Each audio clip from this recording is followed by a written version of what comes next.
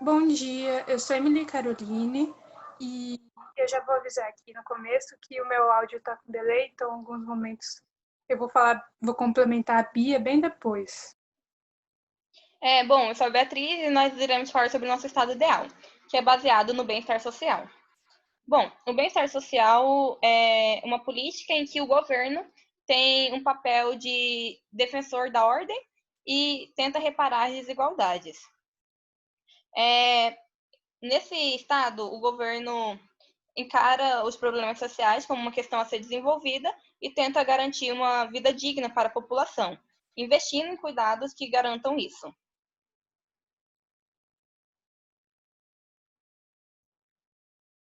Bem, eu vou falar um pouco sobre os ideais de Locke e Rousseau, que foram os que a gente mais se inspirou, porque Locke e Rousseau, eles têm uma coisa em comum, que eles acreditam que o meio, sabe, sociedade, interfere muito no ser humano.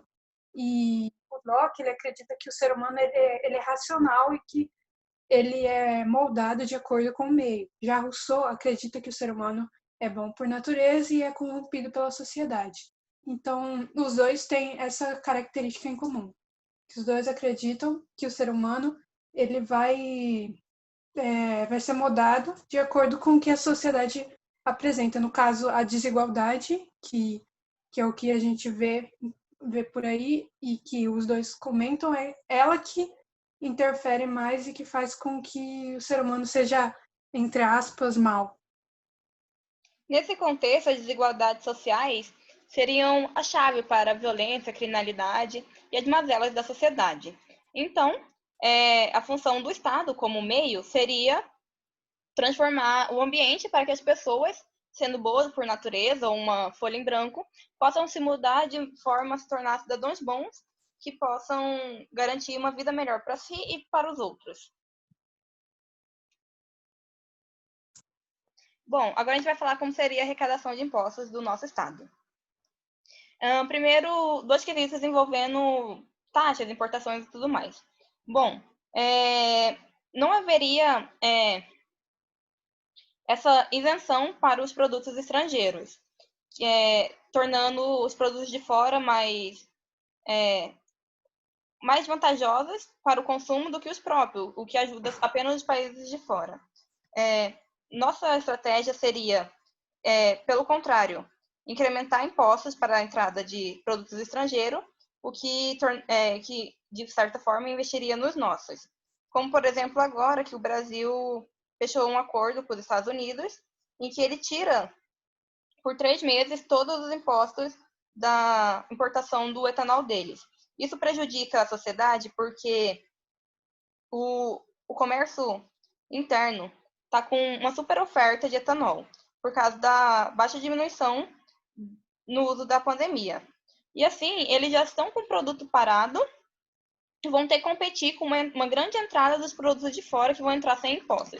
Isso vai acabar piorando a venda do nacional, o que gera recursos para o país. Então, isso é ruim para dentro do Estado. E no nosso Estado a gente não faria isso. A gente tentaria estimular a venda interna e não a externa.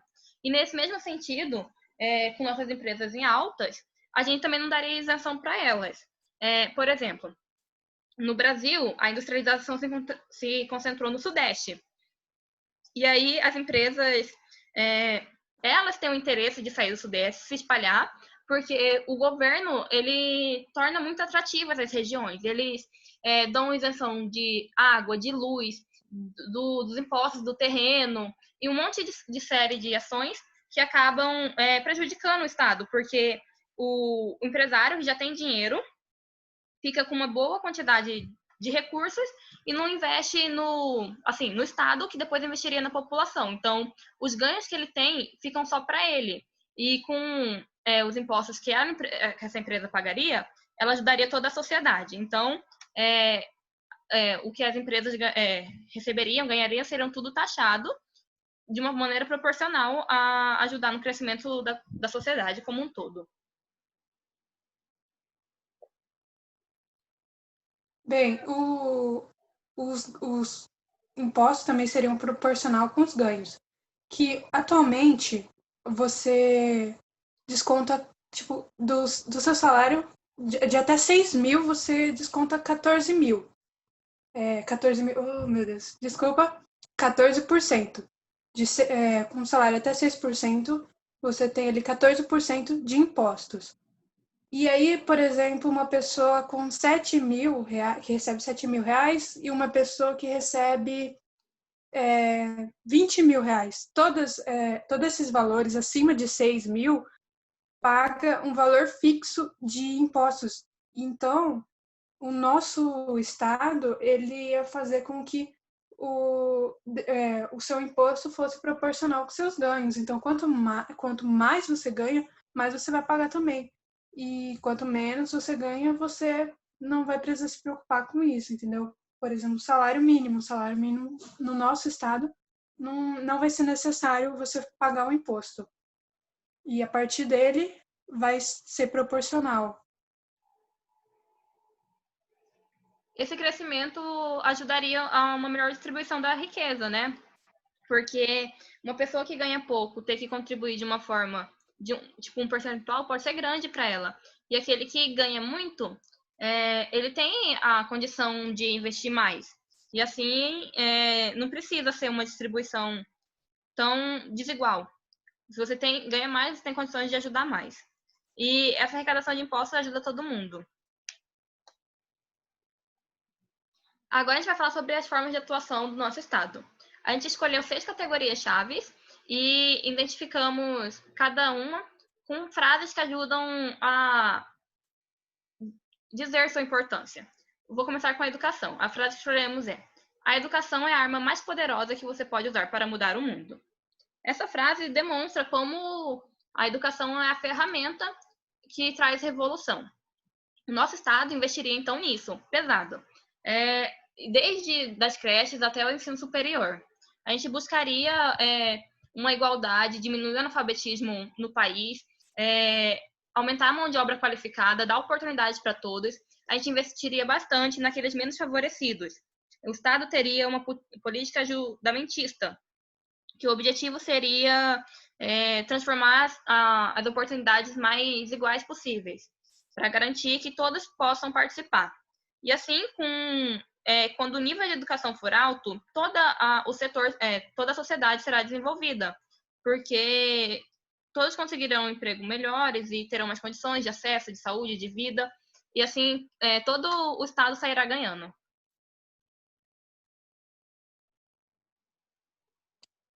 Já na saúde, ela é essencial ao desenvolvimento do trabalho do homem. Todo mundo sabe que para você exercer um bom trabalho, você ter uma boa qualidade de vida, você tem que ter saúde. E o nosso estado vai investir bastante na área da saúde, sendo de qualidade e gratuita, que é uma das coisas que as pessoas mais prezam hoje em dia, porque a saúde, ela é muito importante e se você não tem uma saúde de qualidade ou se você não tem condições, você vai viver menos, você vai ter uma qualidade de vida horrível, vai te atrapalhar no trabalho, vai afetar todas as outras áreas. Então, a saúde, ela é muito importante para que o país seja, para que o país desenvolva e que tenha um PIB maior também, porque assim, né? Ai, meu Deus, eu não sei falar. Me Calma, ajuda, Bia. tipo, um dos investimentos na saúde seria evitar as filas de espera, dar um atendimento de qualidade, para ajudar que todos pudessem ter a oportunidade. Como é o exemplo dos Estados Unidos. Cita aí, Emily. Nos Estados Unidos, por exemplo, como a gente viu, inclusive nos vídeos no filme que a senhora nos mandou, nos Estados Unidos, se você tem algum problema, alguma coisa, o tratamento lá é muito mais caro, não é totalmente acessível, você precisa de um plano, e mesmo assim os planos, geralmente, eles não cobrem tudo, ou os valores são tão absurdos que nem com um plano, não, tipo assim, não faz diferença, você vai ficar pobre do mesmo jeito. Então, a saúde do nosso estado ia ser gratuita, seja, se a pessoa tiver algum problema, ela não precisa ter medo de ir ao hospital e ficar pobre, entendeu? Como acontece nos Estados Unidos. E ia ser de qualidade. A gente investir nisso porque quando você tem boa saúde e boa educação, como a Bia falou, o resto tudo é melhor. A qualidade de vida, o emprego, tudo é melhor no país quando se tem essas duas coisas. Nesse exemplo dos Estados Unidos, a população vive com medo, né? Tipo, eles têm que passar uma vida inteira poupando para pagar os planos de saúde, porque em uma emergência, por mais que você tenha um plano, você não consegue o atendimento que você precisa. E, tipo, é errado as pessoas morrerem porque o plano não quer gastar com elas. Então, teria o serviço público, um serviço público de qualidade e que seria capaz de atender a demanda. Agora, sobre a economia. A nossa frase é: a economia é uma virtude distributiva e consiste não em poupar, mas em escolher. Bom, é sobre o que a gente já falou. A gente escolheria bem os nossos investimentos, priorizando os setores de base que ajudariam no crescimento tanto da população quanto do país. A educação é um desses exemplos, porque educação não é gasto, é investimento. Investiríamos em educação, em pesquisa, em tecnologias que possam trazer melhorias, né? Como para o setor agrícola, que é um exemplo que a gente vai falar depois, e na saúde também. Outro lugar que a gente investiria também seria na infraestrutura, como nas de transporte. Estudaríamos as características geográficas do nosso território e buscaríamos transportes a todas elas, como no exemplo do Brasil. É um país muito grande que se desenvolve praticamente de rodovias, o que não é o ideal, quase a grande distância. No nosso estado seriam ferrovias para cobrir as grandes distâncias, navegação para cobrir as áreas alagadas onde não tem esse acesso, como no Amazonas, né, que tem bastante rio, então dá para aproveitar esse recurso lá. E as rodovias, que são as mais custosas e que ajudam a perder mais carga, né? Seriam para distâncias curtas e todas em qualidades, porque se você tenta cobrir um país com uma grande extensão territorial com rodovias, o gasto para fazê-las e para a manutenção é alto demais. E é uma coisa desnecessária. Então, a gente estudaria isso, transformando em mais vantagem para o Estado e para os atuantes, né? Tipo, não é interessante para o produtor perder tanta carga como tem esse desperdício no transporte.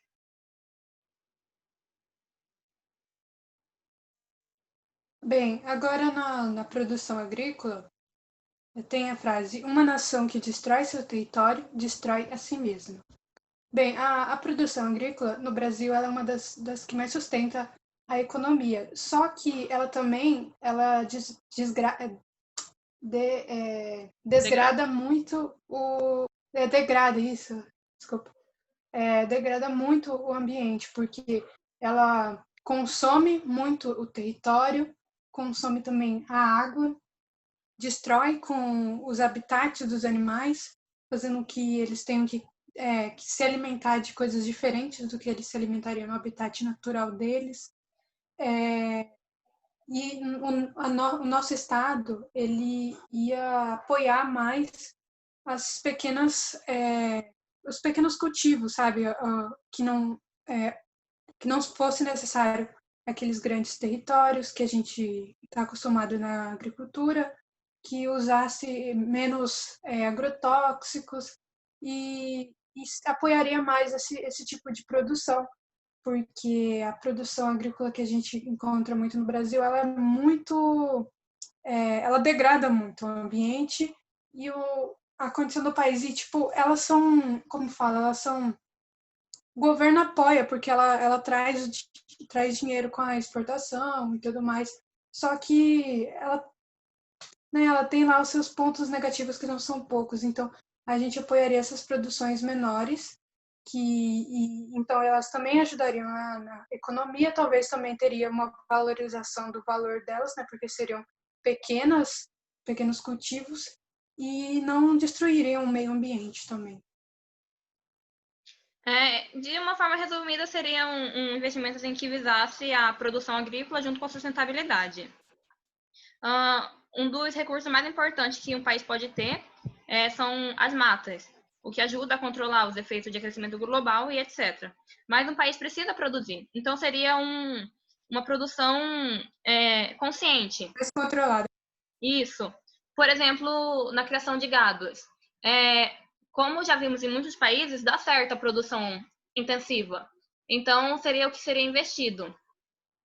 Usar pouco espaço para essa produção, para não ter que haver necessidade de tanto desmatamento e tanta degradação.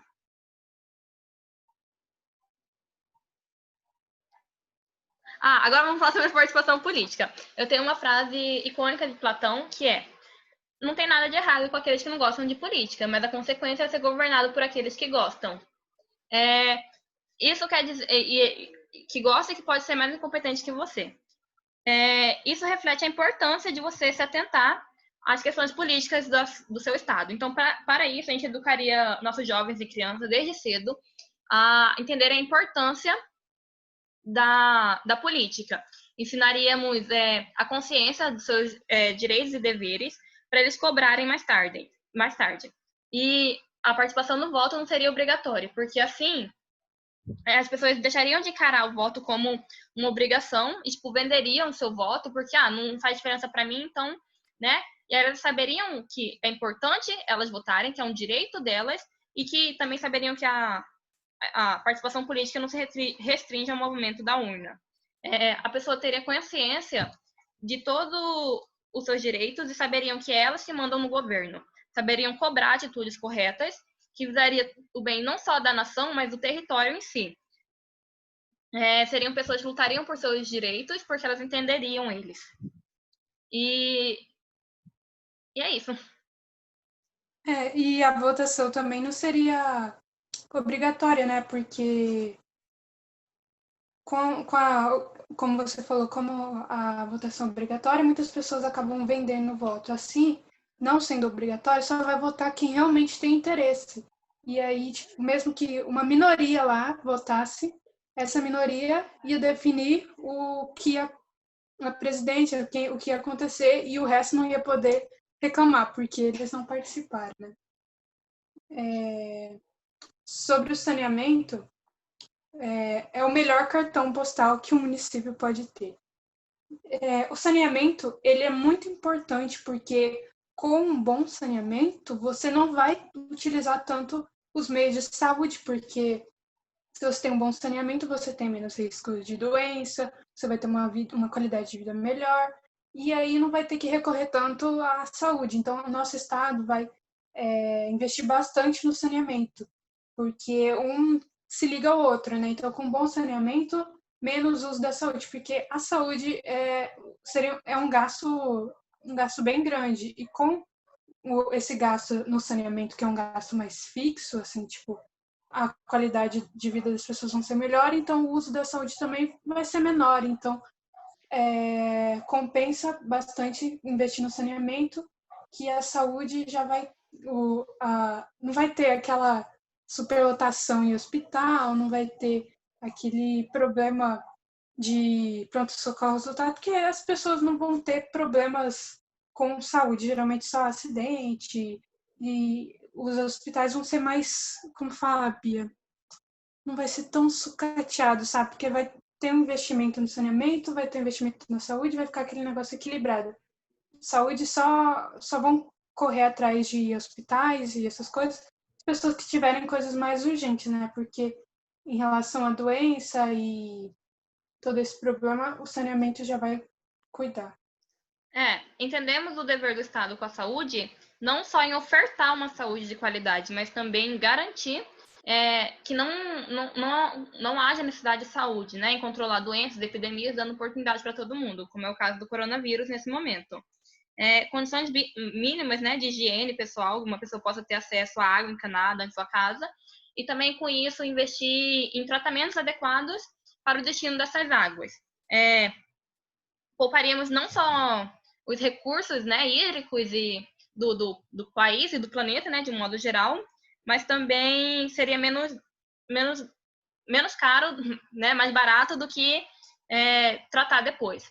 Uma água que tem um destino correto, quando sai da residência e é bem tratada, e não polui um rio, é menos trabalhoso que depois ter que usar essa água do rio e ter que descontaminar ela toda. Seria um uso consciente, né? Também investiríamos nisso, que a população entendesse a importância da água, de tudo, e usasse com consciência. De modo geral, a gente entende que o Estado ia ser até melhor. Pode continuar, Emily. Ia ser até melhor para a produção agrícola, porque com mau saneamento, às vezes os rios ficam poluídos, que polui a terra também, e então, tipo, a água ia ser mais limpa, ia ser, não ia, como fala, não ia poluir também as terras, o solo. Entendo. Pode continuar. Entendemos isso, assim, todos os deveres do Estado. Assim, o papel do Estado, o Estado foi, na visão de Hobbes, que as pessoas doaram sua liberdade para a construção de um Estado. Então, o Estado tem que estar lá por um motivo. Porque, por exemplo, o dinheiro que eles pegam de impostos e tudo mais era o dinheiro da população. Então, se eles estão lá, estão com dinheiro, estão sendo pagos para aquilo, eles têm que cuidar e zelar. Então, o Estado investir em educação, saúde, economia e toda essa insegurança, né? Investir em uma segurança de qualidade, os cidadãos não ter medo de se locomover pelas ruas, ter justiça de qualidade, né? Pessoas não precisar se preocupar em criminalidade, em tudo isso, é o básico, porque ela investe nisso. E aí seria um Estado que teria uma função lá. Não apenas enriquecer o país como um todo, mas cuidar da pessoa. Crescimento econômico não é a mesma coisa de desenvolvimento. E buscamos o desenvolvimento da sociedade, não o crescimento absoluto. E um cidadão feliz, né, ele produz melhor, ele ajuda na economia, na educação e tudo mais. Bom, eu acho que é isso. Deu para ter um apanhado geral do nosso estado. E é isso.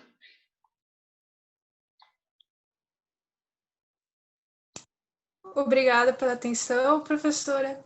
Perdoe os delays aqui de áudio. E é isso. Tchau, tchau.